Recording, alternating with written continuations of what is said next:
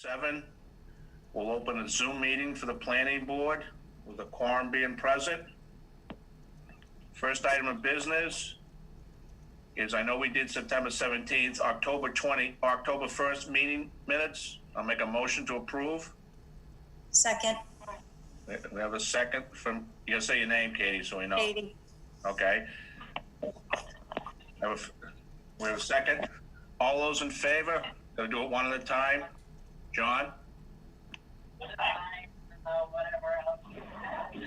Okay. Sarah? Aye. Katie? Aye. Phil? Aye. And Jack, aye. Okay. Next one, make a motion to approve the minutes of December 1st, 2020. Do I have a second? Second. The second from John O'Leary. Okay. The vote, John? Aye. Sarah? Aye. Katie? Aye. Phil? Aye. Jack? Aye. Okay. All right. First item up, we have, might as well take it as we go, an A&R for Palmer, 350 to 366 North Street. And if everybody's looked at it, and I know Cal has, are there any issues there or questions? What's being done?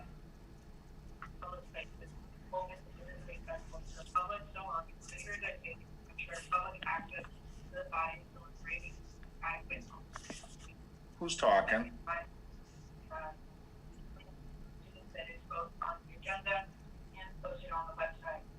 Do we have Carl on the phone? On the call? Yes, right? I'm on the call, John Glosser. Can you hear me? Yeah, I wanted to ask Kyle.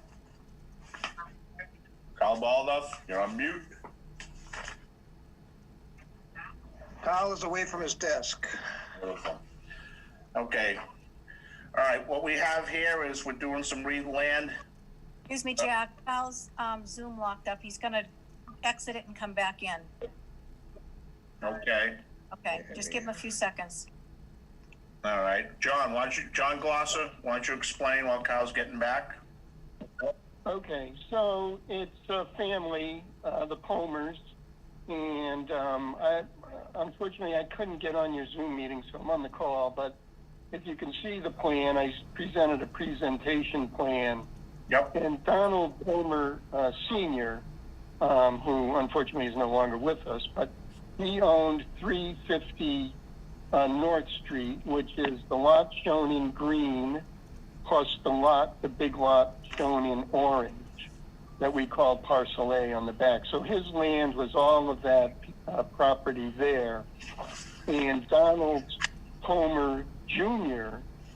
owns the land that's shown in blue, and then that small sliver we call Parcel B shown in red.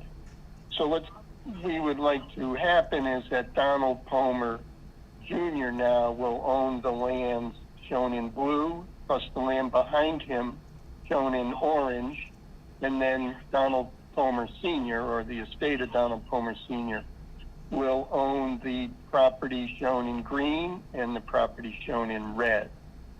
So so Donald Palmer Jr., the green and the orange, he has adequate frontage, because we are taking a little bit of his frontage away, adequate width at 30 feet back, and we have the zoning circle inside there.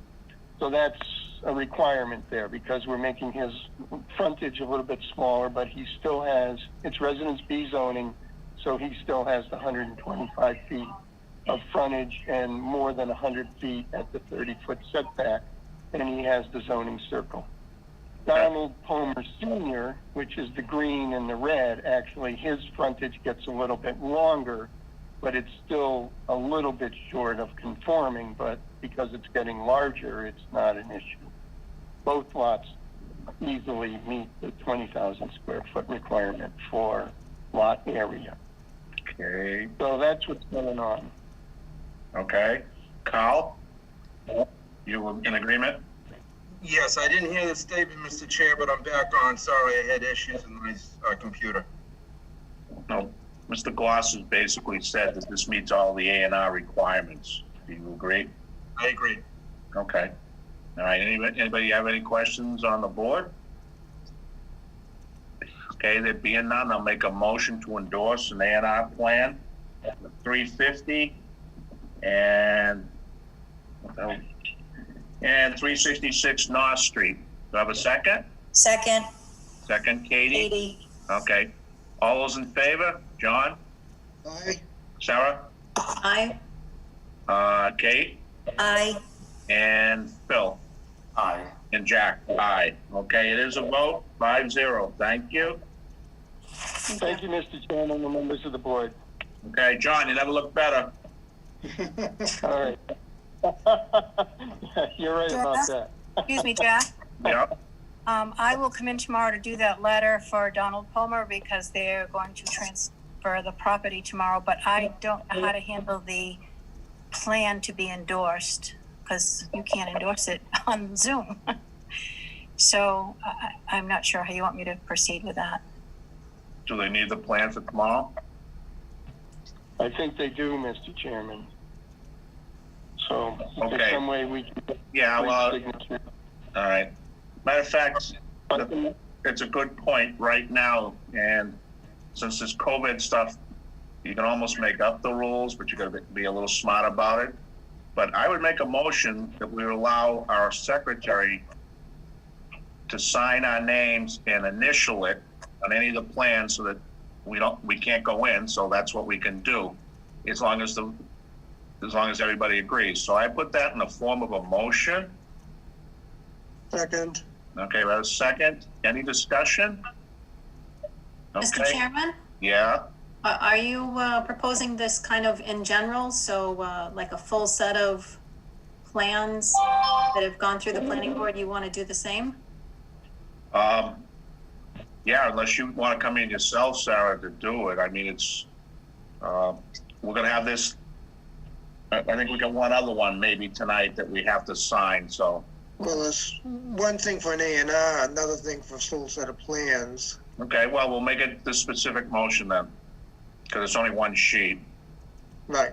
So I'll make that as a motion for just this, for this A&R. We'll do each one individually. How's that? As we come up to it. So I'll amend it that we'll make the motion for Kate to sign off based upon our vote and initial it. So do I have a second on that? Second? Second. Okay, Sarah. with Sarah. Okay, John, Aye. Sarah, Aye. Kate, Aye. Bill, Aye. Jack, aye. Okay, ayes have it. All right. Again, thank you, Mr. Chairman, and thanks, Kate, for bringing that up. I appreciate it. Kate Dwayne, thank you. All right. Moving on, we have a request from the Optima Group, 990 Providence Highway, to withdraw. And the background to that is it never came in front of us. It was given to us sometime in June, and it got a number. It never went anywhere. That was part of that March 10th requirement that you didn't start the clock until after the not ban or whatever you want to call it is lifted. So that never went anywhere, and they want out. So, and they just want to vote for that. I mean, we never really did anything or accepted. So, but just, I guess we'll just do it for them. Is if it? I'm sorry, I'm babbling. If everybody understands what happened, it just came in, never went anywhere, and now they don't want to do it. So they just want to, because it has a number there, they just want to make sure everything's all set. So they want to close their loop. It doesn't affect us at all. Matter of fact, we didn't even know it was here in theory because it never got on the agenda, it never got advertised. So I'll make that in the form of motion, allow them to withdraw. Second. Discussion? All those in favor? Aye. Aye. Well, I'm sorry. Got to do it. John? Aye. Sarah? Aye. Kate? Aye. Phil? Aye. Jack? Aye. All right. I'm going to keep it going on some of the little minor stuff before we get to the two preliminaries. I'm gonna jump down to Pemberton, 173 Pemberton. They're looking for bond release. And I'll ask Carl, are they all set? Yes, they are. Okay, no issues. Everybody knows where that is, right? I'm sure Phil does. In my neighborhood. Yeah. So if there's anything wrong, we'll go see. All right, I'll make a motion. Was What? that the A&R that was done up there, or, no, it became a subdivision? didn't Yeah, it? that's right. It was a 2-lot subdivision. Okay. Make a motion to release the bond on 173 Pemberton Street. Do I have a second? Second, Philip. Phil, second. Okay. All those in favor? John? Aye, Sarah? Aye. Kate? Aye. Phil? Aye. Jack? Aye. Okay, we killed that one. Next one, we had a request, actually for 2, one's for Lincoln Estates, and inside the other check was one for Pinnacle. All right, the applicant has requested, he wants his check back because he said we didn't do anything. I don't know if Phil, if you're on the board, or John, I'm not quite sure. The one on Lincoln Estates was the original preliminary plan filed up at, I call it in front of the gun club by John Hassenegger. We took it up in was it May of last year or May of 2019? We went through with it. He thinks he should get his money back. There's no refunds. We already had made a vote. So, is this Lincoln Road Estates? yeah, Yeah, I have a note that we had a meeting on 12/5/2019, and we gave tentative approval for the plan. no, that's a different one, John. That's with the Walsh brothers. This goes, Okay. this goes back when John Hassenegger tried to do it. He came in front of us. I remember we were down at the library, and he had his option was expired. He did a bunch of stuff, and he came in front of us, and we did it, and we gave him a denial. So there's no reason for him to give him a check back. I don't think it takes any what do you call it, vote on our part. It's just to bring everybody up to date. And the other one was I think it was a year or 2 years before that, down at Pinnacle. If everybody's familiar with Pinnacle down there in East Walpole by the soccer field, same thing there. We did a preliminary plan, and that too got voted. So we went through the motion. So there's no reason we don't give refunds, especially 2 years later when we're already taking it up. So both of those went through the process, and that's where we ended up. So just wanted to update everybody on there, on those two. So, but it says vote required. So I'll make a motion that the refunds are not due to the fact that the board had take actions on both. I think we have to make the motion in a positive nature, though, don't we? Now, my understanding, John, is it's always better, but you don't have to. But okay, if you want to do it in a positive, make a Can motion. make a motion to deny his Okay. request. Okay. Okay, we have a motion from Sarah to deny. I will second that, Jack. Okay. All those in favor of denial? John? Aye, Sarah? Aye. Katie? Aye. Phil? Aye. Jack? Aye. Okay, and the other one, little one, was endorsing TMZ. Is that ready to roll, or do we know? Jack, today, this is Kate, Carl and I spoke about it, and the plans, the Mylars that I was given, the original Mylars from 2017 is noticed by Carl, and also the decision is not on there. I had sent a request to Chris Alpin requesting the newer Mylars, but to date have not heard back from him, and it was quite a while ago. So I'm just going to swing that over to January 21st to see when we get them, and also for Carl to have time to review them. It's not, he can't do anything till they come in and are properly before him, so. Okay, one of my suggestions is that don't even put it on for the 21st. They got it. We've already served. It's their turn to volley back. So until you get something, there's no need to put it on. Okay. All right, because I hate carrying over items like that. There's no reason to. Okay. Yeah. Now at this point, I want to drop back to the preliminaries, and the first one is High Oaks, and who is speaking for High Oaks? Do we have engineer or anybody? It's Rob Truax. He won't be here till 8. Well, guess what? Sorry, because if we're done, we're done. When did you find that out, Kate? He texted me this afternoon. Does he really think we're gonna hold this up for him? I don't know. He has, I don't know. No. I don't know. My opinion, when we come to it, but He had in Dedham. yeah, okay. But Kate, it's, I don't know, it's, we're sitting here doing that, you could have had someone else come and do it, that's my feeling. We'll wait and see the rest of it and how late we are, if we're near, he gets in, fine. But if it's, you know, we're done in a few minutes, then I'm not hanging. So we'll put that on hold for now and we'll jump over to Garden Path at 585 Washington. Oh, okay. That's the American, and I believe he's on the Zoom. Yep, I'm here, Mr. Chairman. okay. Could I share my screen? I need to be enabled to do that. Don't ask me, I don't even have a camera working. Michael, Whoever's in charge of this Zoom needs to enable me as a host so that I can Michael share. Donovan. Let me just give him a quick email. Hold on. Okay. Right, let me- Hold on, please.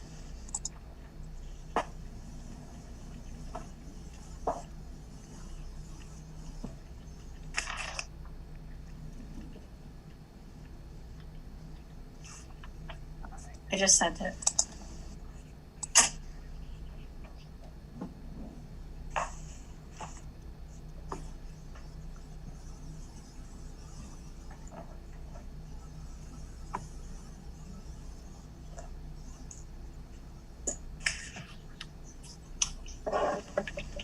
Oh, I'm good. Okay, give me 1 second here. Everyone see that? Yep, Oh, great. Okay, all set, Mr. Chairman? yes, go ahead, Dan. All right, thank you very much. Dan Merrickin, Legacy Engineering here on behalf of the applicant. This is a preliminary subdivision application for a property at 585 Washington Street. This is an existing property. The home had a fire, was demolished not too long ago. And it is about 4 acres of land. So it's located between Patty Ann Place and Ponderosa Lane. And right now, there's nothing here. There's just a little clearing where the house and yard used to be. And the whole back of the property here is wooded. You can see it goes off to Grace Memorial on the right side. Behind it is LaRusso Road. Bird Middle School is off here to the southwest. What we are proposing to do is to install a road, 750 foot long with 6 lots. This is in a Residence B zone, 20,000 square foot lots, 125 feet of frontage. We meet all those requirements with these lots here, and we have a standard road that comes in and has a cul-de-sac turnaround. The only thing that's kind of interesting about this is that the corner of this rounding here is in an existing right-of-way. So if you look at this property line, this all used to be one big property here with this and the adjacent lots. And in 1918, they subdivided and created a 35-foot wide right-of-way that straddles the lot line, and it allows any of the adjoining property owners to use that right-of-way for all purposes normally associated with a public way in the town of Walpole. So most of our, 99% of our road is actually fee simple in our lot, but this little bit of the rounding is in that easement area, which the applicant has the right to use for a public road. Beyond that, it's pretty straightforward. We're not looking for any significant waivers. The typical stuff, you know, we want flat bottom stormwater basin instead of a sloped bottom. The regs are kind of outdated in that respect. We're looking at having an infiltration basin in this vicinity. The whole property and a lot of the surrounding properties kind of drain down into a low spot right here. And we would have to make that condition, obviously, in our proposed construction. So we'd be proposing to install a stormwater infiltration basin system in this area. Obviously, we're just at a preliminary stage now, so we don't have any particular details on that at this juncture, but we would when we move forward with the definitive. Aside from that, it's pretty straightforward. We're on sewer, we're on town water, and if you have any questions, I'd be happy to answer them. Okay, did we have something, Kate, from the, Board of Health?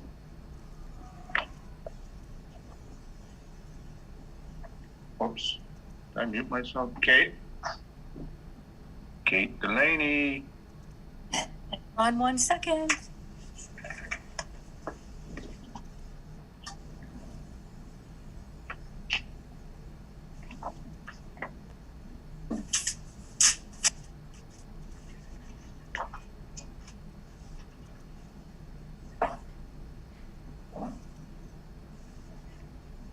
Jack, these were here when I came in. I'll just read it to you. It's from the Board of Health, and it says, Yep. the Board of Health on January 5th voted to recommend that if the roads into the subdivision are public, then they should be designed in a manner that allows access to trash and recycling and emergency vehicles.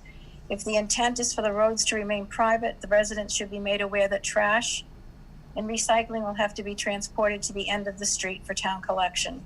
The board also recommends adequate sidewalks and street lighting be provided for the safe and healthy outdoor activities for the residents. And we do intend this to be a public road. All right, so that's the only other one that's required. We have from Kyle, actually, it's Chris Johnson. Kyle, do you want to handle that? Yes, I will handle that. And as you mentioned, the assistant town engineer did the review and gave you a letter, a memorandum dated January 6th. It's about a page and a half. There's not a tremendous amount there. The design is fairly clean. We did note what Dan has described about the drainage, essentially when we would walk this site, both of us, and that that this site drains all to a depression, so the stormwater has to be managed down there, and it's got to be done well, or otherwise there's going to be trouble, with flooding. So that's actually the last comment in the memo. But we don't have any real issues with the waivers, and we've deferred a judgment to a definitive plan on the drainage, but that'll likely be no problem. We do have some questions about, and Dan may have actually answered it in his narrative, about that little triangle as the curb line, or rather the layout line, goes over to 595 Washington, whether taking that area away would affect the conformity of that lot. And actually, should those owners be listed as applicants on the subdivision plan because their property is involved? So those are a couple of questions. Dan, Mr. Chair, you can have Dan answer those questions, or we'll wait until, actually these are preliminary plans, so you're gonna wrap this up tonight, I would imagine. And then we also commented, or Chris commented on some, what we feel are errors in the listings for the abutting parcels, on the list of the owners, and possibly one parcel being owned by the town. We later commented about water main looping. As you're well aware, we like water main loops, and we've asked that the options be explored if there are any easements to get over to Grace Memorial or LaRusso Drive, or if that option has been investigated. And we've actually asked that if the lot, Dan, if you could point out the abutting lot that's listed as owned by Jean Marie Armstrong to the left, or pointer, no, the other side, diagonally across the cul-de-sac. Other side of the road, keep going. Oh, this one. Yeah, that one, in the town's records, that's listed as a town-owned lot. So we've actually asked that if that is a town-owned lot, that lot 6 have an easement that allows continuation of utilities and whatnot through there to the town-owned parcel. For possible future development of that lot by the town. As you know, we try and leave our options open for or easements and looping water, and who knows, maybe even sewer if for some reason that became practical. So anyway, and then we have some other comment on the details, and that's about it. So it really, but the design basically, it meets the criteria. It's a good design, and it's a fairly simple subdivision actually. Okay. Oh, could you send me a copy of those comments, please? Yes. Thank you. All right, I see the indication of waivers. One thing everybody should understand, if they don't, we don't do waivers on preliminaries. You can't give them. It's not part of it, so. Just a description. No, okay, but I'm just pointing out, so in case someone wants to run somewhere down the road, says we got it back on the preliminary stage, want that to be noted. He does bring a point on the Mon lot there, so what, at 595, Michael Mons, so that would be, naturally have to be explored, as you know, Dan, correct? Well, they wouldn't be an applicant. We can list them as an owner, but owner and applicants are separate, distinct things. Correct. Yeah, the concept here is, there's an existing driveway that runs down this lot line here in the 35-foot right-of-way that provides access to the Mon property and then to the Walsh property. So the philosophy here that we're gonna do is this little piece of land will probably end up be given to Mon. So Mon will end up having all this frontage on the new road. Walsh will have all this frontage on the new road. And then we'll extend the right-of-way that exists now over the new road to those two parties. And also probably to the town. They own this parcel, which I'll check out. And then they'll then access off the new road to their properties instead of coming in off of a separate driveway. All right, understood, and do some checking, and naturally applicant is different than the owners, so we all know that. Yep. So that, you all set, Dan? Because if not, if you are, I'll open it up to the board. Sure, yeah. Okay, I'll start with John. I believe between engineering and Mr. American, they've addressed all my questions. So, little lot A, whatever parcel, and the lot 5 frontage wasn't clear at the setback. Other than that, I don't think I have any issues. Okay. I was surprised you were able to squeeze it in between the two other side streets, but it looks like you have just enough room. It was a very tight fit. Okay, you all set, John? Yes. Sarah? Okay. Just have a couple questions. One, just a request if you can add that it's single family subdivision on the cover. And a question, have you shown all the significant natural features on the plans? There really aren't any. Yes, so the answer is yes. There's, at the front of the site, there is a driveway and a grassy area that's in disrepair.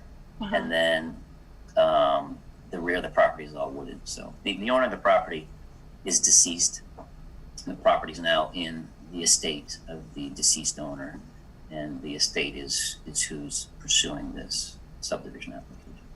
Okay. And on this plan that we're looking at, what is the cloud? What is that to represent? Oh, that's a tree line. This line right here? Yeah. Yeah, that's a tree line. Okay. Existing tree line. Okay. Okay. Okay. And just this is preliminary, so there's not much to say, but just that I'm a little concerned with drainage, and just to make sure that it's done right. Absolutely. Yeah, we understand drainage on this will be tricky, but we like a challenge. Yeah. Okay. Okay. Good. Okay. And then if you could add the radius of the cul-de-sac at the end. Sure. Yeah, we can do that. Okay. And then, so just so I understand, so those two homes south of the new lots, those will be served by the new road? They will, yeah. Okay. So does that create 2 additional lots for the official subdivision, that this would be an 8-lot subdivision?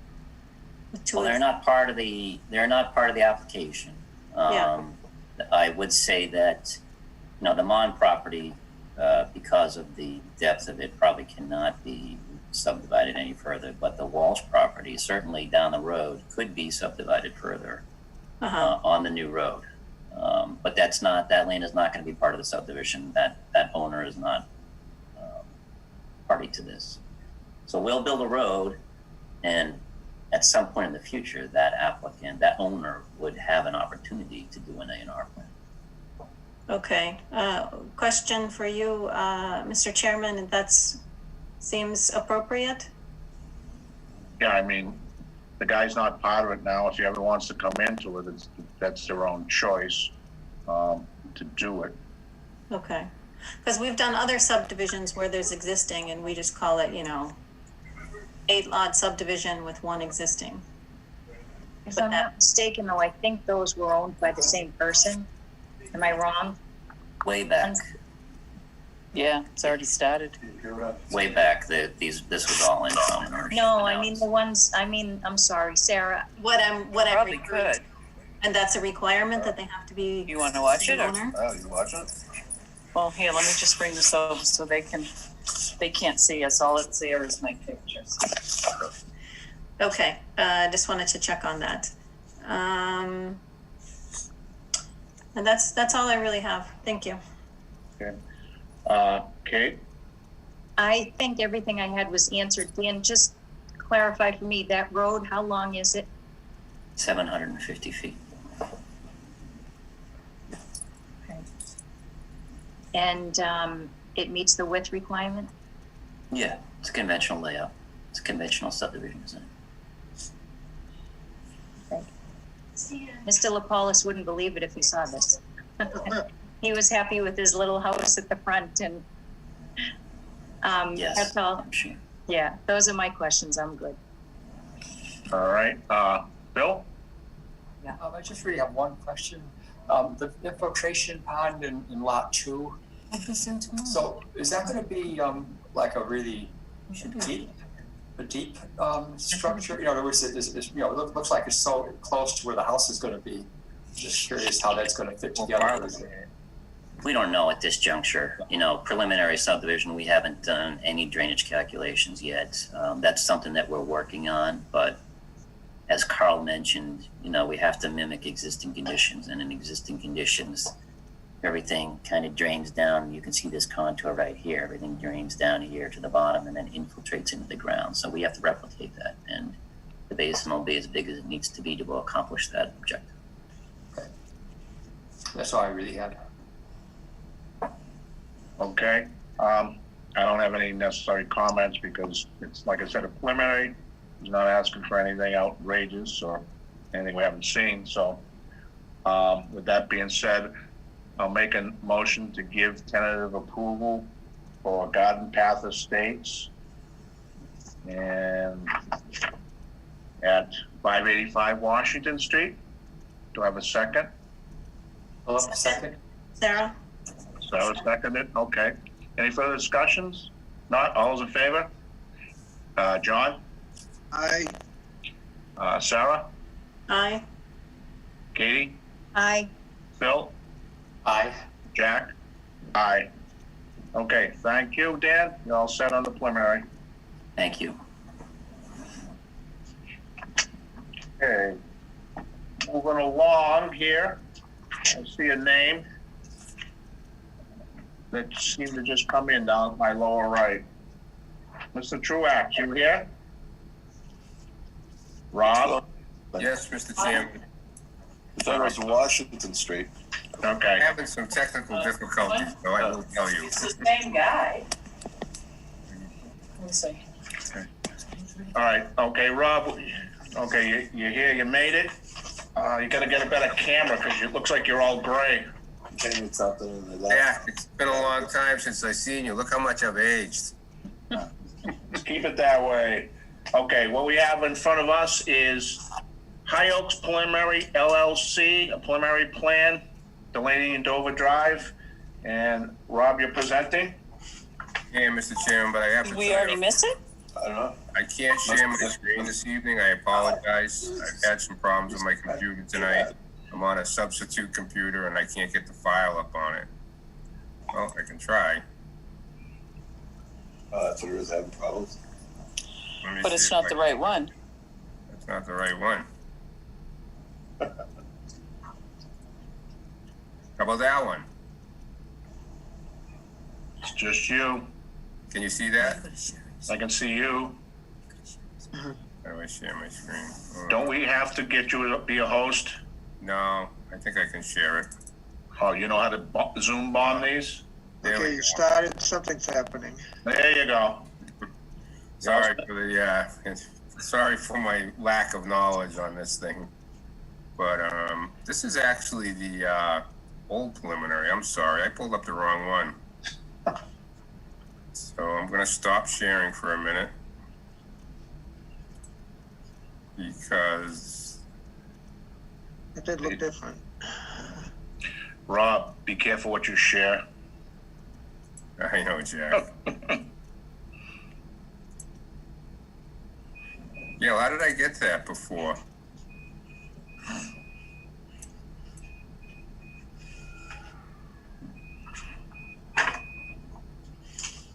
I apologize. I'm not on my computer. I'm on someone else's, and this just isn't working out so well.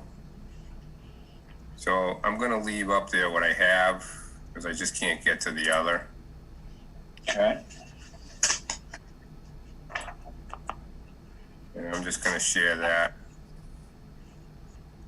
And I'll just talk my way through.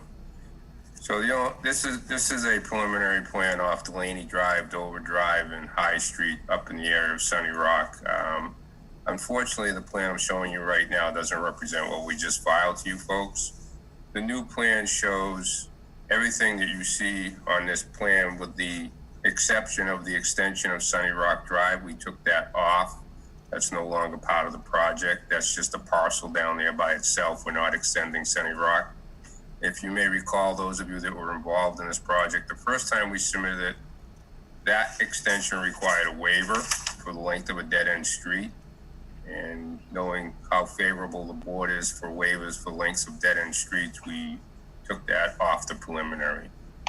So now it's just the 13 lots on the proposed plan. There's 3 roads going in, one off Delaney Drive, the extension of Dover Drive, and then one off of High Street.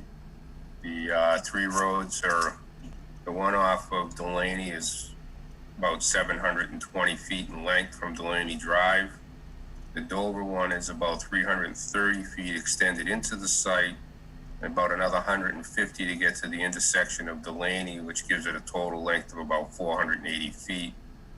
And the one coming in off High Street is about 300 feet in length. So the one off High Street provides access to 2 lots.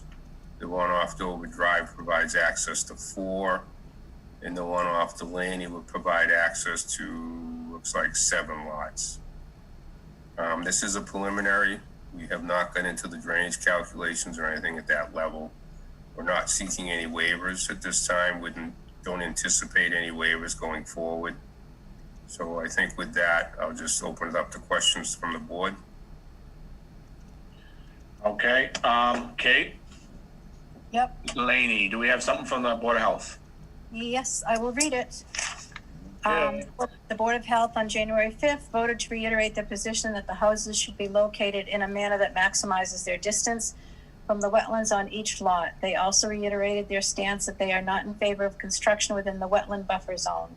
The board continues to urge applicants to adopt the standard best practices for mosquito mitigation and work with Norfolk County Mosquito Control for spraying and standing water treatments, institute regular cleaning of gutters, and provide proper grading of buffer zone areas in order to prevent low points that draw and hold water. They requested the same thing about the roads being private or public, and the trash and the sidewalks. Okay. Carl, we have one from you wanna do it? Yes, once again, Mr. Chair, Chris Johnson, Assistant Town Engineer, did the review and drafted a memo dated January 4th. Rob, this is in your email in case you didn't get it.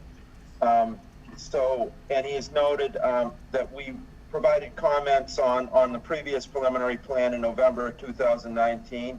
That plan was dated October 17th, 19. And I will note that the comments on this review are very similar to the comments on that review. Second general comment, there was no effort made in any of these cul-de-sacs to loop the water. So that would be to try and run a water main loop from each cul-de-sac from each cul-de-sac to cul-de-sac, so that all these the water mains are contiguous.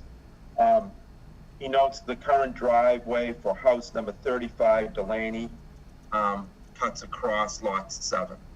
So in other words, 35 Delaney's drive is on the currently configured lot 7. That's very near the road stub going in from Delaney Drive. He notes that Paddock Court, that is labeled Paddock Court, and that is already an accepted road in Walpole, so this needs to be changed. Sheets 1 to 5, no comment. Sheet 6, he notes that lot 2 appears to be substantially smaller than the 72,682 square feet listed, so there may be an error there on that. A cul-de-sac is shown at the end of Indian Lane. In other words, the Indian Lane more on the top of the sheet. It's not shown on this. Indian Lane is there. It's off of Heritage Drive. And the plan is showing actually building out that cul-de-sac. And we question that because it's in the wetlands. We go on to note, or Chris goes on to note that proposed Road A, which is shown off High Street, there is a concern about site distance for this road at High Street. We walked that, and we're not exactly sure where that road would come out, but site distance does seem to be an issue there. And we also notice, and this is related to sheet 6, there is a sewer service for number 488 High Street that cuts across proposed lot 3, and that should be shown. On sheet 7, we've requested a drain line be moved so that the easement stays on one lot. And on sheet 8, we note that parcel A is shown with a zoning circle and square footage. However, it lacks adequate frontage, and we question whether that's intended to be a building lot. And that's it, Mr. Chair. Okay. Rob, did you understand all that? Yes, Mr. Chairman, and just to comment on parcel A, it's not intended to be a building lot. Okay. It lacks frontage. Okay. So you're all set. I'll open it to the board. Yep. John? I had a similar question as engineering on that little cul-de-sac that comes off of Heritage. You show from the border of the lot, just the form of a cul-de-sac, but there's nothing listed for the lot north of lot 2 and east of lot 5. Is that supposed to be a building lot or not? At this time, I can't see it on my plan, I apologize, but it is a preliminary. That will be looked at in more detail based on the wetlands that are over there when we go into the definitive level.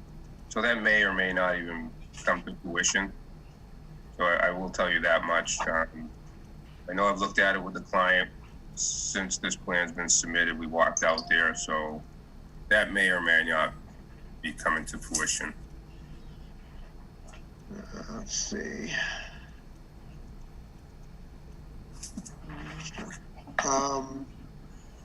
I noted on which plans we have here. Pages. Where's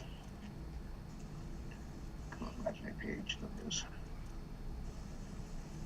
I can't tell what page I'm on. I go down a little bit. I'm looking at a copy of the new plans. I believe it's pages 4, 5, and 6 that go together. The preliminary subdivision plans. If it's kept to the same scale when the definitive plans are done, where it's kind of continued over 3 sheets, like like a matching line or something should probably be added so you can clearly tie one sheet to the other. That's fine. Let's see.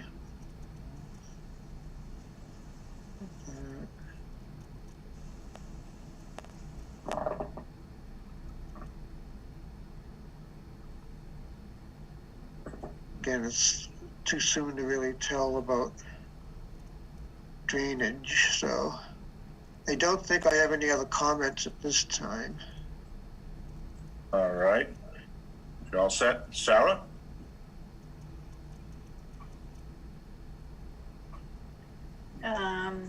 Okay. So I think the last submittal that was given to us, you were on your way to Concom shortly thereafter. Can you share with us kind of their feedback and what you learned from them and how you changed the plans? Oh, sure. So we have filed a ANRAD. So the conservation has reviewed the wetland boundary. It's on the plan. So that has been reviewed and approved by conservation. So we do have a definitive line now. I think you're probably correct, Sarah. We probably hadn't gotten through that process the last time we were before you.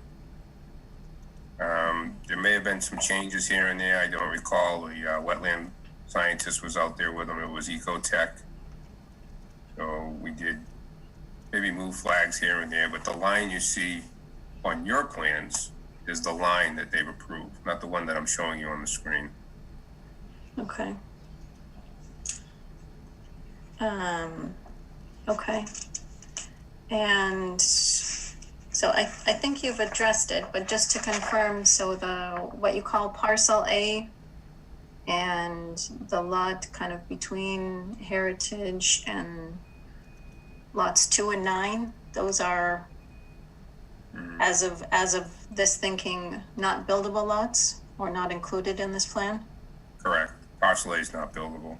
And the other one off of Heritage probably won't come to fruition. That's probably not a realistic, viable option to put that cul-de-sac there. Okay. And so will they ultimately be absorbed by one of the neighboring lots? Is just like... Yep.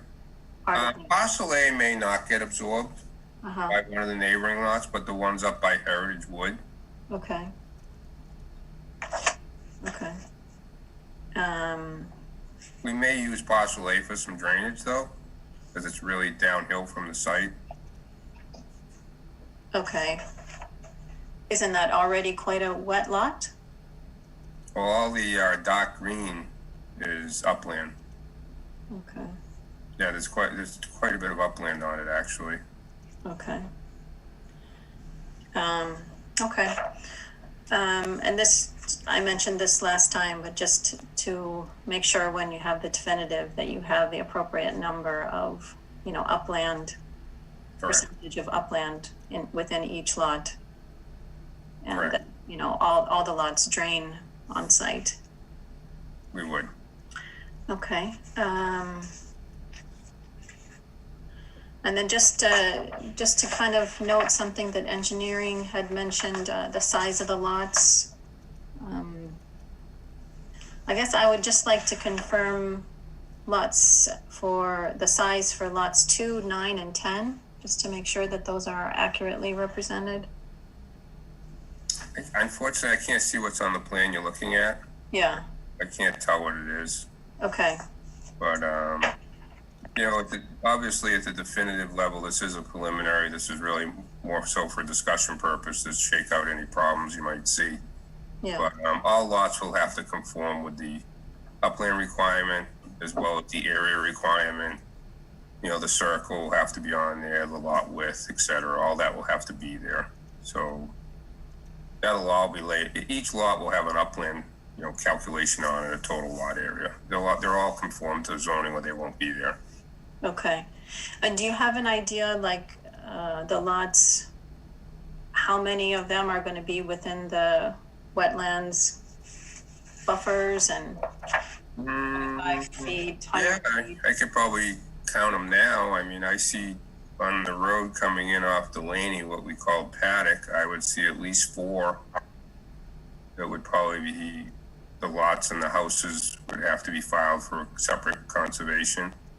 On the one Dover Lane, I would see lots two of them that would have to be filed, and both the ones on High Street would have to be filed. So 2, 4, 6, 8 of them. Yeah. So we would actually do a filing for the subdivision, for the roadways, the drainage, the water, the sewer, etc. And that would be one order of conditions. And then the individual lots would have their own separate filings as well. So there'd be multiple filings for this project. Okay. Okay. Okay. And then the last thing is also just to echo something that engineering noted, that the paddock court, as you're calling it, it looks like it was removed from the interior sheets, but that it's still on the cover.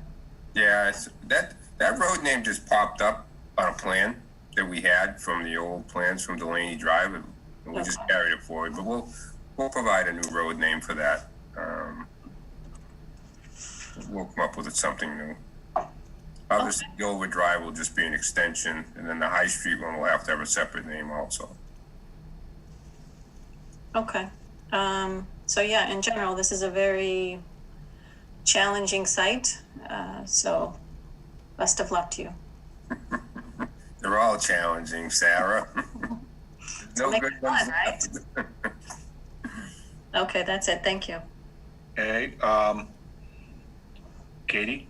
I don't have a lot of questions. I just was curious, the one you're calling paddock, about how long is that? That one is 720 feet. Okay, good. It looked long. It's not a waiver. I would never ask for a waiver, Katie. No, I don't have any questions at this point since it's a preliminary. I think so far so good. Thank you. Okay, Phil? Actually, I think most of my questions have been answered. One quick thing though is, so on Indian Lane, what was the purpose of the cul-de-sac that you took out? Why was that there in the beginning? We were just analyzing if something could be done there. If there was, I mean, to put in a cul-de-sac there, we may get one lot off it to the side there, but that would be it. And it doesn't really seem cost effective to spend the money to build that road out and put it in there for one lot. So it's just preliminary. We're just analyzing all the options when we look at a site like this. That's all. Yeah. And all the streets would be normal width, and would meet code and everything. The street widths. You're not looking for no waivers there or anything. No, not unless you suggest some that you'd like to see. Okay, thank you. All right. I have a couple of things, Rob. One of them is, you better check your square footage. Just iron stuff, it ain't lining up. Like lot 2 and lot 4 look to be by the eyeball about the same size. So if you're trying to sell more land, you're doing a good job. Even looking at lot 9, you got that 120,000, but you look at it next to lot 10, it looks smaller. But I know you'll change those. I know it's still preliminary, but I'll throw this one out for now. If you're gonna end up having to loop water, yep. I would be careful on how you loop it, meaning that through people's backyards. And I know the Walters don't want to have someone try to put a swimming pool in and kaput, because that will, in theory, will be our easement. I agree. So a couple of you could probably do it pretty easy, but that's something. Given the fact that this will be a town accepted road, and we don't need someone to go dig a swimming pool and then make one while they're digging. So just keep that in mind when you go to do it. And you said you're going to do the wetlands different. I know Walsh tends to file wetlands and get them all so they know what the lots are about. You're not doing with us, I understand that, but you do each one individually. So that doesn't affect us. So I think we've done them both ways over the years, Rob, but that's up to Walsh Incorporated, right? Yeah, conservation is leaning away from that to have all the lots on one order, with all the houses. And I think developers have when they close on them, Jack, they have to get a release. So if the order is still open on the whole project, they have to get a partial release every time they build a house. So they can release one house if they have one order. Yeah, but The commission hasn't been in favor of the houses being part of the subdivision order. yeah, but I know from a sales perspective, it gets tough because if you're gonna buy a lot, you don't know what you can put there. Yeah, but I'll show, during the definitive, I will put houses on here. No, it has nothing to do with us. I'm not saying that, but when they go to market them, nobody knows how, where the house can go, if it can go. And we had one woman years ago at Olmsted says, "Can I put my house here?" I said, "I don't know. We don't control. You got the square footage, and that's the other thing is what do they want to build?" But I know he's done it that way in the past. It works out better when you go to buy one, but it doesn't matter for us. So I'm not going to beat that one. I think everybody's gone. We've gone through all the comments we're supposed to. So I'll make a motion to grant tentative approval on Oakwoods Estates. Do I have a second? Second. We have a second. Okay. We'll go all those in favor. John? Aye. Sarah? Aye. Katie? Aye. Phil? Aye. Jack? Aye. It's a vote. So you have your preliminary done, Rob. Thank you very much, everyone. Happy New Year. You too. Okay, moving on. The next one is, it's after 7:30. Thought we moved a little better than that. We have a continued public hearing for Sarabi Estates. And with that being said, Mr. American, I know you're here to represent it. Just so that everybody understands, including the applicant and engineer, we don't have comments back because they weren't able to get out. They weren't out we weren't receiving them in time to get them out. So we don't have all the comments we're supposed to have. Matter of fact, I think the only ones I see is from the fire department, and I think that was it. So in dealing with the new plan, we really can't do it at this point. So Dan? Sure, I'm here, Mr. Chairman. And matter of fact, Paul Barry's, I believe, his was dated December 29. So, and those are after. This is the original plans back when we filed them before. So. Well, so if I could, Mr. Chairman, I'll go through a little presentation here. So we did submit plans to you more than 2 weeks ago. I have no issue with the fact that comments haven't been received yet. We did submit a revised plan. So this project has been kicking around for a long time. We filed it immediately before COVID upset everything. So what we've done here is, and I think the board members will probably remember the project, but we've submitted a revision to the definitive plan based on comments that we received from the town engineer and also from the board at the last public hearing. So I'm just going to review that for you now to kind of refresh everyone's recollection of the project. And obviously we'll be continuing this hearing so that the town engineer and other boards will have an opportunity to review and provide comment. So this is Sarabi Estates. It's located on a property that is known as 32 Starlight Drive, which is in North Walpole. This is over off of Route 109. 109, you've got Old Town Road and Starlight Drive. This is the old Pine Brook subdivision. The property contains an existing driveway that is 18 feet wide with a nice little turnaround and an existing single family home. The property owner is a developer, a contractor, so they built this thing out pretty solidly. And what we are proposing to do is we're proposing to create a private way, utilizing the existing driveway as our private road. So this is a conventional layout, a no waiver layout here. Shows the road coming in, and you can see that, the road is about 650 feet long, 660 feet long.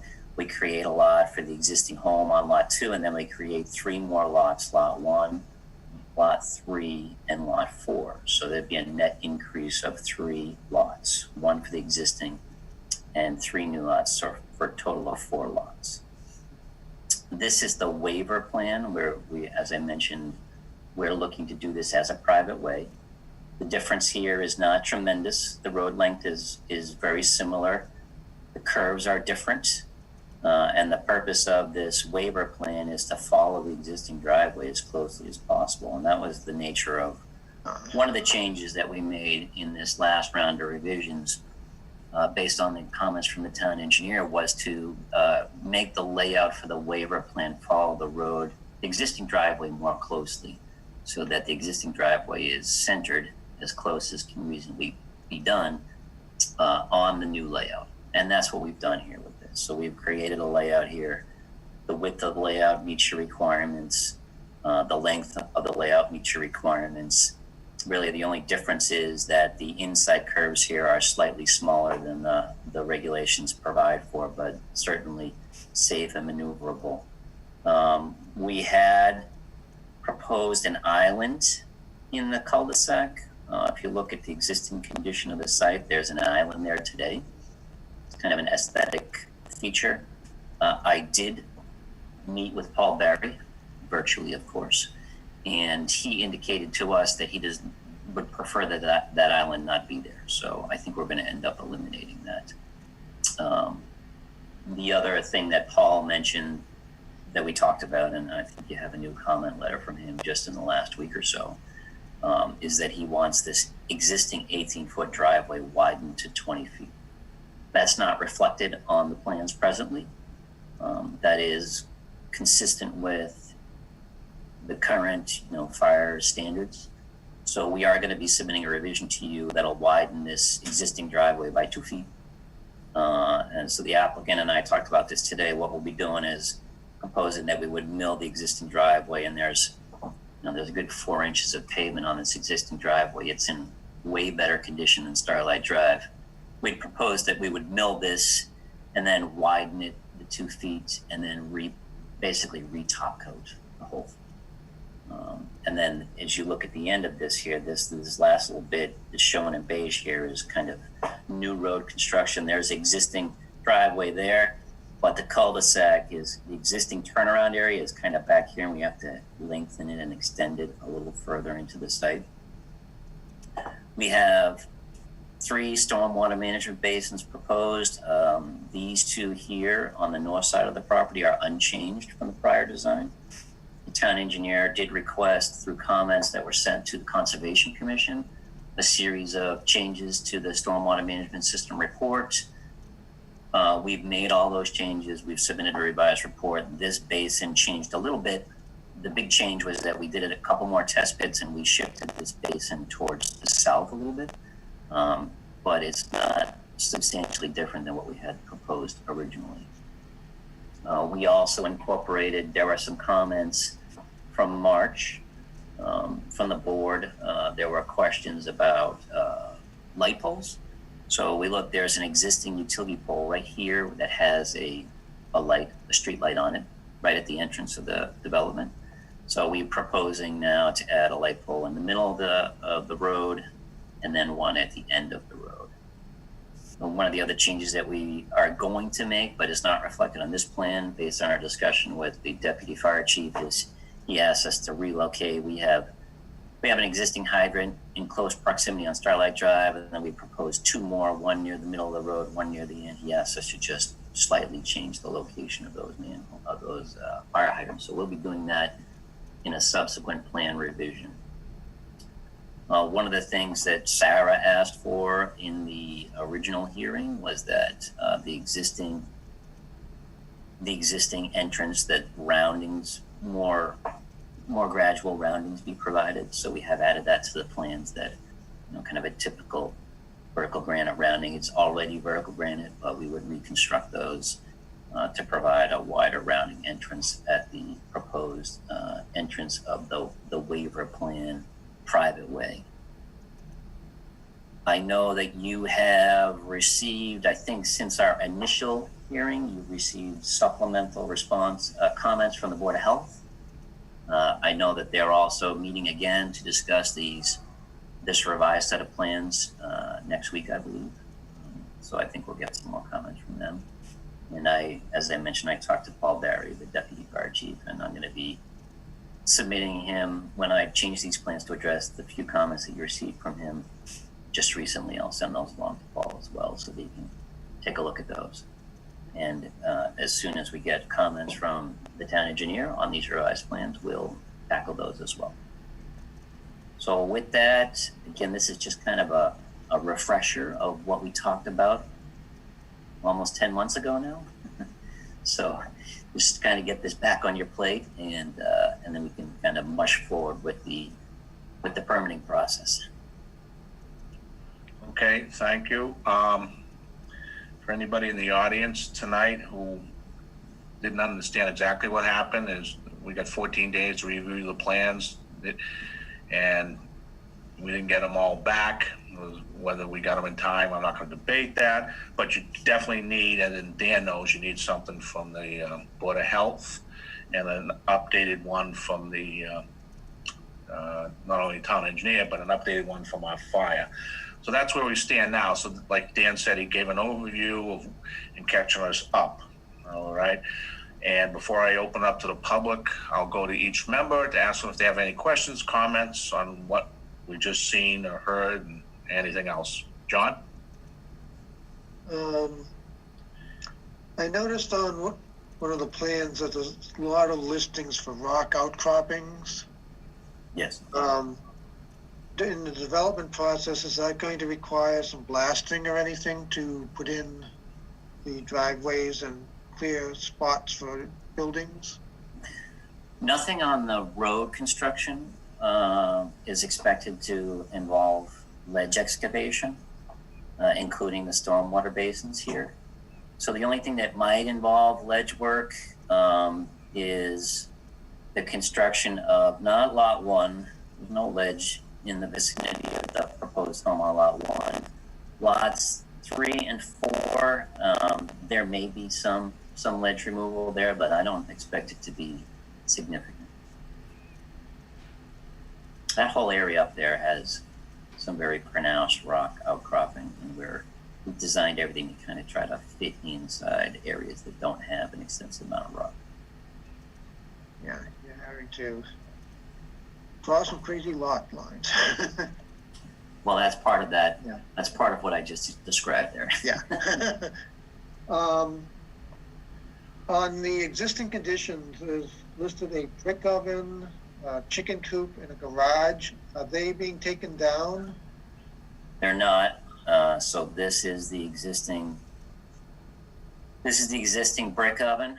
So the owner's wife is an artist, and she does some pottery here. So this is going to be within an easement on lot 3, and so that they'll continue to enjoy access to that brick oven. And then the building in the back and the chicken coop are all going to be on lot 2, which is the lot where the owner's house is going to be. So they will stay. Okay. And they'll have a method of getting to that garage via their own lot then, or will they need an easement to get to the garage? If you see this line right here, Yeah. this is an easement line. So the owner of lot 2, the applicant, will have access rights over this whole area. So they'll be able to access from the end of the cul-de-sac right through here to that. Thank you.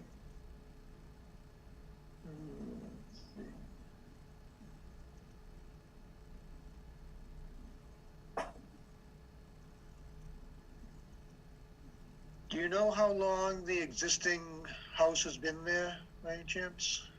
I believe it was constructed in the vicinity of 1998. I'm curious, looking at the slope of the road, whether any issues have arisen in the past, or they feel comfortable that this steepness of road isn't an issue then? Well, if you look at, so this plan here shows the no waiver road, and what you see here is, we've asked for a bunch of waivers to allow the existing driveway to be used, but the differences are very small. In the beginning of the road, you have a maximum slope of 3%, and we're maybe like 3.2% or 3.3%, and it seems silly to dig up the whole driveway just to lower it by 3 or 4 inches. Yeah. The other area here is this little area here where, instead of having a 7% proposed grade, you have like an 8.5% proposed grade. It's not really radically different than what the regulations allow for, and certainly from an access standpoint, the existing driveway is in great condition. Starlight Drive is not in great condition. This driveway is in way better condition. So, as I mentioned, the applicant is a contractor, and he went to great pains when he built this driveway to make sure that it would last, and it has definitely lasted. And we would be proposing, because the fire department wants us to widen it 2 feet, we would be proposing to mill it down, 1.5 inches or 2 inches, do the widening with the base coat, and then top the whole thing all over again with a new coat of finish coat asphalt. So this area is not on the sewer line, so they'll have separate septic systems, is that correct? Correct, and we've done septic testing for all the lots. Okay. I think that's all I had, thank you. Okay, Sarah? Okay, so I think it's of no surprise that the deputy fire chief's comments are top in our mind, and we need him to be satisfied as far as public safety. So just a couple of questions on some things that he had brought up. So you're agreeing to widen the roadway for the full length to at least 20 feet? Yeah, it'll be 20 feet wide plus Cape Cod berms on either side. So the paved width will be 22 feet or so. Okay. And then you'll do whatever tests are necessary to make sure that it's able to withstand the appropriate load? Yes, yes. So the town engineer requested that we would do some test bits under the existing driveway just to confirm the presence of sufficient quantities of gravel under there. And we'll do that. As I mentioned, the applicant was very careful in how he constructed this driveway. So. Okay. Did you have any discussions with the deputy chief about the grade specifically? I did not talk to him about the grade. I certainly can ask him about that. There's nothing here on this design that presents an access issue for a fire truck. We provided a turning movement plan to him. I can discuss the grades with him, but none of the grades that are proposed are an issue for a fire truck at all. Okay, just because, so you are wishing to keep some portion of it, which it exceeds our allowable, right? So you up to that 8.5? Well, yeah, so what we have here, this is the waiver plan, right? So we're proposing to leave the existing driveway elevations in up to about station 375. Okay. Which is right about to here. And you can see you got about, at the beginning, the grade is slightly steeper than 3.5%, and you have this little area here where it's 8.5%. It's a short stretch. And then from that point on, we would be building new road on top of, albeit on top of mostly existing driveway, but new road to lengthen it with the cul-de-sac. So I certainly will discuss that with Paul, whether he has any questions or issues with that proposed grade. Yeah, I mean, most likely he would have mentioned it if he had an issue, but it would be good just to call his attention to it and make sure that there's no issues with the trucks or anything with that Sure. grade. I can do that.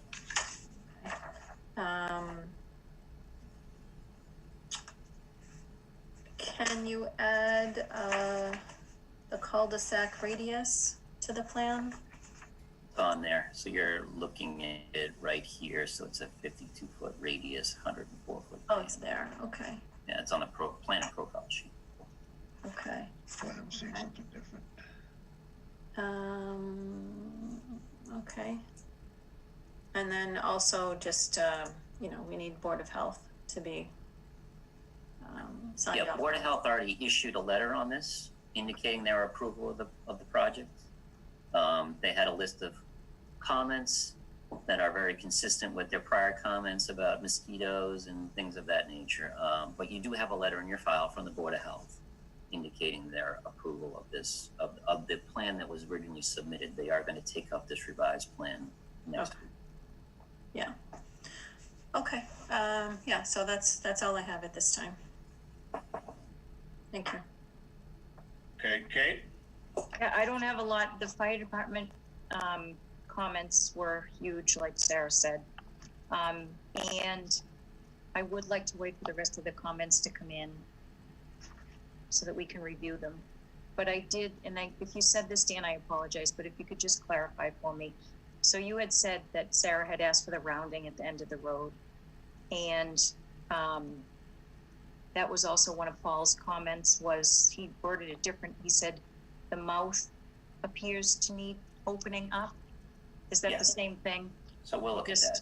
Okay. Yes, so we opened the mouth up already on these plans. We're gonna study whether we wanna open it up a little bit more with basically a slightly larger rounding radius here, just to make access by the fire trucks a little bit easier. But that's something I'll discuss with Paul, and whatever he thinks is appropriate, we'll do. Okay, thank you. Okay. Phil?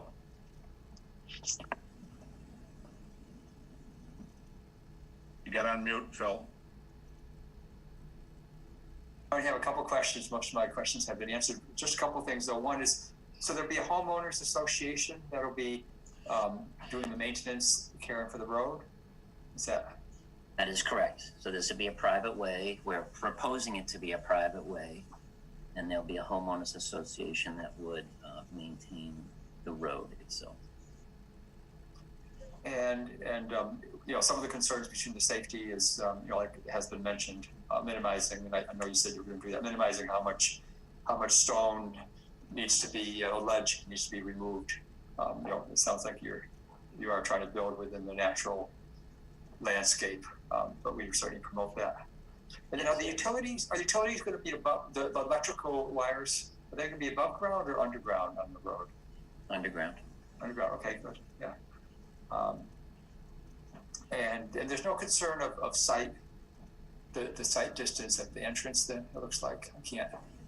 No, I mean, we're right at the bend in the road. We have it on here. You can kind of see both ways, it looks like.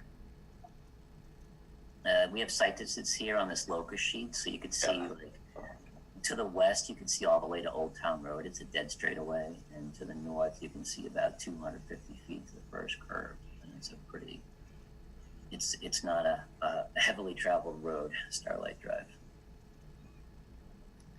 Thank you. And you know, as everyone else said, you know, certainly want to get the report back from the health department and the fire department.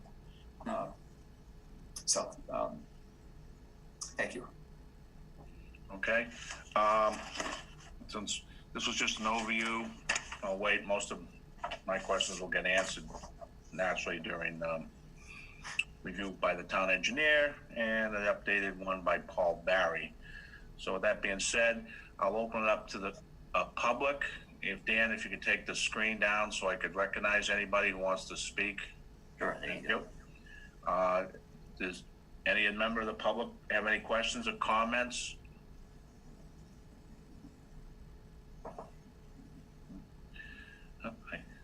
Either they don't know how to do it or they don't. Okay.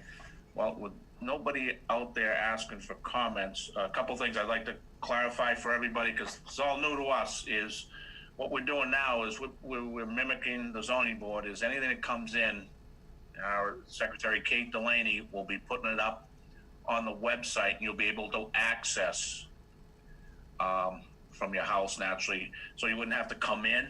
So anything we get in will be scanned in, or as we've asked all the applicants to provide PDFs of everything they have, that can go right onto the website and under the whichever hearing it is. And then this one will be Albasari Estate. So if something comes in, like fire chief comes in tomorrow, you know, a day or two after, it'll get loaded up. So you'll be able to view everything that we all will be viewing at the meeting. And as a matter of fact, that's how most of us are doing it now. So that may make it a lot simpler for the public to look at, and you can keep up with it during the hearing if you'd like. So just want everybody to understand that. We do have a request of an extension from And I'll read it, and it says, on behalf of the applicant, please accept the request to extend the time which the board must act on Sarabi Estates, I can't pronounce it right, sorry, up to February 26, 2021. So I'll make that in the form of a motion. Do I have a second? Second, Sarah. Sarah seconds, okay. All in favor of extension, John? What was the date again? Extension to? Through the February 26th, which I assume, what's that, Dan? I don't got a calendar in front of me. That's a Friday. That's the last Friday in February. I Okay, vote aye. okay. Sarah? Aye. Kate? Aye. Phil? Aye. Jack? Aye, okay. So we have that done. Now, given the fact that you got a few more things to get done, Dan, and Kate, since I don't have the book, what are we looking at? First meeting in February? I can think do that would February be best. Excuse me? Kate? February 4th at 7:45. Is that enough time? You want to go the second one in February, Dan? I guess I would ask Carl when he thinks he might have comments generated on the revisions. Would Carl go? He's muted. I know, but I don't see his name on the list. Yeah. Oh, Carl emailed me the comments tonight, which I never received. So yes, Hang on, the comments that I emailed to you tonight, Dan, were comments I submitted to the board. They were a supplement to the first review. Those were dated May 18th. There was no response letter to them or no discussion, so I'm not quite sure what happened to them, but they're there. And we should have comments on this plan very shortly. I probably want to call you and go over a couple of things. But mostly, just for the board's information, the resubmission, we issued a memo March 4th, then supplement May 18th, and a good deal of the comments that we had were addressed in this redesign. I urge the board, and some of the members have hinted at that and said, we left the concept of waivers for the slope of the road and the level landing area and things up to the board and said, that's not something I'm going to recommend to you. All right. So those are, and whether that cul-de-sac has the inner circle in it, the island, so to speak. Those are some of the larger issues. I think Dan's done a pretty good job of cleaning up the technical issues here. So there's not a mountain of work to do on this. We witnessed test pits, the drainage is pretty good. He made some changes that we were looking for. So it's in pretty good shape, and we'll issue comments on this shortly. so yes, I guess February 4th then, if that was the date, would be fine for us. Okay. Well, mark that down, Kate. We'll continue this public hearing until February 4th at 7:40. Well, I'm just wondering, do you want to put him ahead of Lincoln Estates? We can do El Sarabi at 7:15 or 7:20, just where there's not that much to make him wait for the other one. It's up to the board. I don't know. Who do I like more, Truax, American? You asking me? You already know. Neither. Yeah. No. It would probably, yeah, the one Walsh is bringing, that's a big major thing that will get Exactly. spread out. And this one, I'm not, it's already started. So it would be better for, actually, since no residents around Lincoln Road are here, but mostly the ones for this We'll just- subdivision. 7:20. 7:20? Yep. You're Okay, welcome, Dan. continue this public hearing 7:20 on February 4th. There'll be no notice, but it will be noted in our website and so on. Thank you, Dan. Thank you very much. I appreciate your time this evening. Yep. Okay. Took care of that. All right. Mr. Chairman, do you need a motion on that extension? No, the schedule? No. Everybody thinks you do, but Kate schedules the initial. We don't vote on that. Okay, Like, all you need to have from us, and you granted us the extension. right, correct. So it'll be February 4th at 7:40. All right? Very good. Thank you. Okay, thank you. All right. 7:20. I'm sorry, 7:20, sorry. One minor item we have from the ZBA, Moose Hill. Was there anyone, did we get anything on that, Kate, to look at or not? No, it was just all online. No.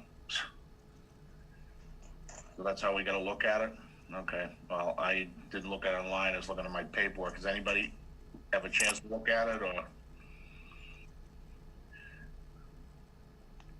Mr. Chair, I have actually looked at it. It's a very simple plan. And it shows, it's a very narrow, small lot and quite a few units. They have to do septic and stormwater on the site. There's not a lot of detail to it. So, there's not a lot there to look at, but I can assist you or provide comments or whatever you want to do with it. Well, typically, Kyle, you have to do your own comments separate from us on a 40B. Typically, other than any type of planning thing, there's not much for us to comment on because they're contained within their bounds of their lot, and we deal with the roads and stuff. So, and I'm sure you were asked to give comments direct, correct? I believe so. I'm not exactly sure. There's so many things going through the ZBA right now, it's hard to keep track. So that's probably over there, and we probably do have to comment. So anyway, I'll make my comments to the ZBA, and I can copy the planning board if you wish. Okay. Thanks, Carl. All right. Last item of business was a question, or Sarah had asked to bring back a vote that we had taken, and she wanted to bring back us to do the inclusionary zoning. What I am here to discuss tonight is the fact that the way the Roberts rules work, and you can bring back a motion and a vote only during the night of which was made, and it has to be brought back by a member of the majority. Once the meeting is adjourned, you're not allowed to bring back the motion. So what has been voted has to stay. Can we get the actual motion? Because I think the motion was that we send a letter that the housing partnership should work with the select board or something like that. I don't know that we actually took a motion to not handle it.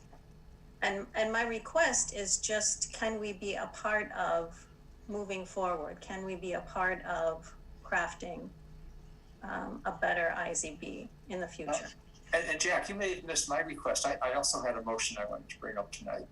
Yeah, but we voted 3-2 not to sponsor anything to do with this, okay? And that's why I explained the rules tonight is on that. That's the way, once it's been voted, it's been voted. We have here is, if you read Mr. O'Leary on our minutes said, Mr. O'Leary moved, we sent a letter to Mr. Barrett, resident Walpole, telling him that we read his letter and feel while the IZB is valid, it is not the position of the planning board that we should do the task that has been assigned. So that's what that says. It says, and the motion was seconded, and it was voted 3-2 not to do the task assigned, which is doing the inclusionary zoning. And Jack, I have a very different motion. At the housing partnership meeting earlier this week. You mean the one earlier or last night? But that's not on the agenda, Phil. It was last night. Sorry. Yeah, I understand, but that's not on our agenda. But I had asked you to put it on the agenda. I said I wanted to make 2 motions. But our agenda, what, put it on now? No, we can't. No, I sent you an email before Sarah sent hers. Yeah, you wanted something to discuss this. You didn't ask anything else other than that. But the point was, I was explaining the rules, how it was voted. But again, I would say we voted to send a letter to resident Ben Barrett. So are you saying that prior to a future town meeting, if a planning board member would come before the board with an article, a zoning article, you would say, nope, sorry, we talked about one time we were going to send a letter to resident Ben Barrett, we're not going to consider it? Okay, our vote was very clear. We voted to send it to Mr. Barrett, but the vote was that it is not the position of the planning board that we should do the tasks that they have been assigned. So therefore, we voted not to do the task of the inclusionary zoning. And the vote was to send Mr. Barrett the letter of our vote.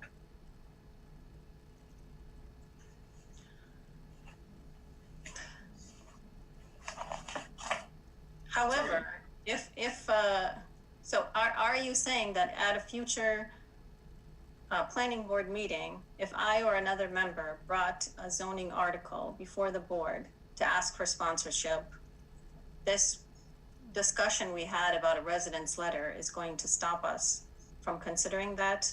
What you're interpreting a little bit different. We voted to send Mr. Barrett the letter indicating to him that we are not doing the task that they have been assigned.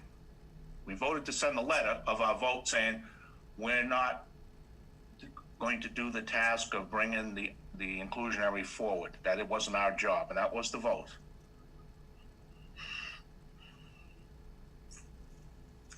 Well, I think the people of Walpole are expecting the planning board to take a look at this. Can I ask a question? I'm sorry to interrupt. But I want to finish that. The people, I'm not going to get into the political stand on this. It was a vote. I go by the rules, and that is the rules that was stated. And that's how it goes. I'll stop right there. Kate, you wanted to comment? Yeah, I don't want to rehash everything. I'm trying to avoid, we spent an hour and 15 minutes last meeting discussing this very in depth, and I don't want to rehash it all. I think there's no question that this should move forward. But as I stated in the last meeting, and I think is very obvious, as it was their charge, how could a member of the planning board be doing this when it is the charge of a committee that was appointed by the selectmen? There's a hierarchy in government, and they were appointed by the selectmen to do this. So even if we participate, which, and other groups participate, which would be fantastic if other groups were brought in, the way it is written, there is a committee and a group that is supposed to be spearheading this. Yes, it is something we could participate in, but it's not, there is a group that has been formed and appointed to see this through. So I don't understand why anyone else, whether it be us, whether it be a member of our board, whether it be a random layperson, why someone else or how someone else could be taking charge of this when they are appointed to do the job. Mr. Chairman, I just want to respond to that. Yes. Yeah, Katie, I think though that the planning board also has responsibility, obviously. They have responsibility, but they're in charge of it. The other group is in charge of it. So it's like saying, it's like having, a chairman and saying, oh, well, I'm gonna run the meeting and not let the chairman run the meeting. I think the housing, and I just want to mention, the housing partnership voted yesterday to invite the planning board to participate and form a joint collaborative committee that can work on some of these housing bylaws, including the zones, inclusion. We're going off the agenda. It's an item that cannot be brought because it wasn't put on there in the 48 hours ahead of time. What we're dealing with, the vote was very clear. The planning board made a vote 3-2 that they would not be the leader or only or whatever to do with the inclusionary zoning. And that's the way it is, and the way it goes with the standard Roberts rules. Once it's adjourned, it's over. You have to have rules like that, because even if we pass a subdivision, the guy goes off and we can't 2 weeks later change it. So that's what we have. We're dealing with the rules. The board spoke 3-2 that it was not our charge to do and that we weren't going to do it. So that's where we are. Mr. Chairman, the motion was to send back to the housing partnership a letter. No, it was to send to Mr. Barrett. Letter of our vote. What it was. Everybody wants to twist that this was just going to Mr. Barrett doesn't really, our vote was very clear. I don't think I can make it any clearer, but we voted to send Mr. Barrett a letter based upon our vote that night. But we're not asking you to reconsider that vote. This is a whole different. Oh, no, it's the same thing, Phil. No. It's the same thing. You're asking us to take this on. I guess I don't agree with it, but I would like to put it on the agenda then for the next meeting that I have a proposal, a motion I'd like to make in regard to the housing partnership and the planning board. And I would like to make that motion at the next meeting and put that on the agenda. That's fine. I don't have an issue with that. You're more than welcome, Phil, because I just don't want to get into an issue where it's an open meeting violation over something that happened within less than 24 hours. Yeah, I'll wait till the next meeting then, but if you could put that on the agenda, please. Yes. Mr. Chairman, can I ask a question? No, this is only for our discussion, Victor. I'm sorry. It's not open to the public. If you'd like to send something in to us, we can read it. But right now, this is only among planning board members, so we don't want to necessarily create issues with the open meeting laws and so on. Okay. Very good. I'll read it one more time, and this is what we approved tonight. Mr. O'Leary we send a letter to Mr. Barrett, resident of Walpole, telling him that we read his letter and we feel while it is valid, the IZB is valid, it is not the position of the planning board that we should do the tasks they have been assigned. That says it right there.